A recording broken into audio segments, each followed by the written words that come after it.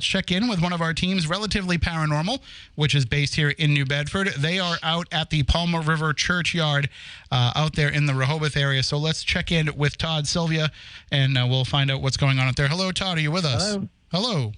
Hey, what's up, Tim? How are you? Good. How you doing? How's things going out there tonight? Actually, we had a great investigation, except for the fact that I tripped over a tombstone and ripped my leg open. Probably have to go to the hospital, but we kept going, and we actually got quite a bit of activity there. So, you were out there with Marissa and Manny, right? That's correct. Yeah, we had never been there before. The place is tiny, but it's creepy. It definitely has a certain creep factor to it. It's very dark out there tonight. And well, that whole area has, there's multiple haunts in the Rehoboth area that for a long, long time people have kind of almost forgotten about them as being part of the Bridgewater Triangle. Andrew Lake wrote about them in his book, and he's done a lot of work out there. But it's not a place that people think of when they think of the Triangle, but yet it's one of the most haunted parts of the Triangle.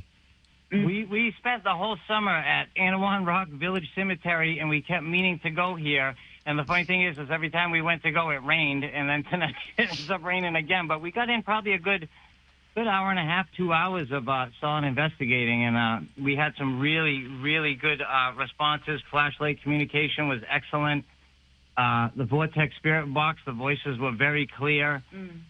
They said there was two spirits there, a man and a woman, and we caught some figures moving on the flare and both SLSs, because we have the one for the Xbox One and the Xbox 360. They kind of work a little different. And it's rare to get one on the Xbox One, and we caught two, like, really creepy ones hanging out near gravestones on the ground. It was actually pretty freaky. And it's been crystal clear on the flare, too. Yeah. So you're getting multiple devices that are giving you signs of activity. So talk about a little bit about the importance of that, about being able to catalog this on multiple formats as opposed to just having one thing that might just be, an anomalous moment on one device or meter. What we always strive for, and why we do load up on a lot of equipment, because we like the corroborating evidence. We like the multiple devices going off at one time. We like stuff like that. But to have the two different SLSs, one works with the dot mapping, the infrared dots. The other one is kind of like a sonar where it spits out a signal, it bounces back, and the software will turn it into a picture.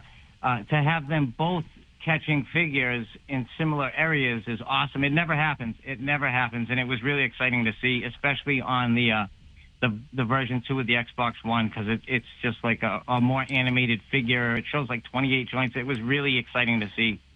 And so now that you've been to this location and had some activity, is it a place where you think you'll go back, maybe in better weather? Oh, absolutely. We had never investigated Rehoboth till this summer. And we've been to Anawan Rock twice, Village Cemetery twice. I'd absolutely go there again. Rehoboth is awesome. I mean, that whole town is haunted. Haunted as heck, really. I mean, really haunted place. I mean, I don't know if I'm speaking out of school here about this, but a friend of mine reached out to me to say that they were redoing the Hornbein School, kind of updating some of it, and the original shutters that they had on there, they had to replace those shutters, and they were actually offering to sell me some of the original shutters from the Hornbein School. So if that's still happening, if you guys want to get in on it, have some haunted shutters to hang up in your home, I'll be sure to let you know. Tell everybody too how they can check out your program and how they can follow along with you guys on social media and online. Absolutely. So every Friday night, or almost every Friday night, we host a paranormal show on the Facebook page, New Bedford Guide, called Wickedly Haunted. We basically show clips from our investigations. We kind of relate it to a paranormal topic. Like if we're doing a graveyard, we'll talk about, hauntings in graveyards and research we've done with it.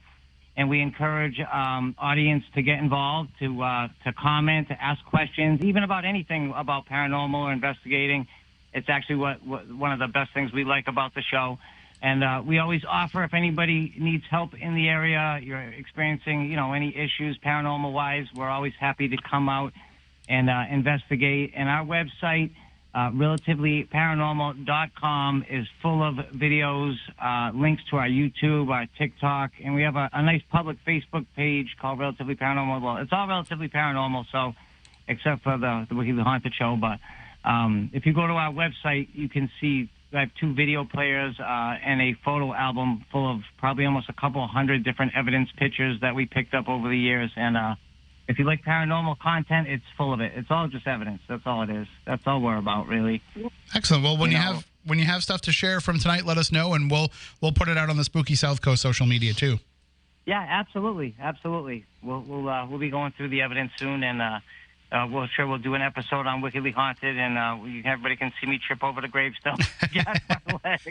Well, with that in mind, dude, I think we covered everything that happened tonight, so we won't bother you again. So if you want to go to the hospital, definitely go and do that, because you know how long of a wait that's going to be.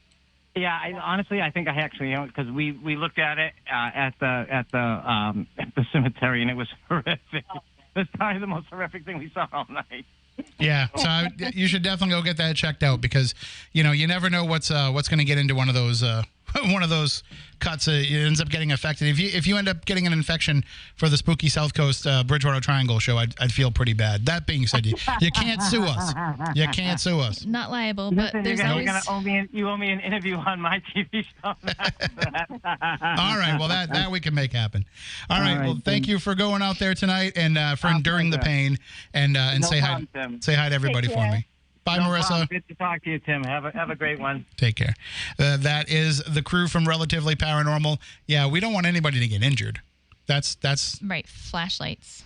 Yeah. Important. Well, but I mean, they know how to investigate. So that's why every year we put out on social media that we're going to be doing this show, right? And we're looking for teams to go out and investigate. And I always say experienced teams and investigators. For years, we've paired people up that have never been out before with people that we know would take care of them. But we get all kinds of people that want to go out and do it and say, we'll go be part of this. And I have to say to them, listen, I'm sorry.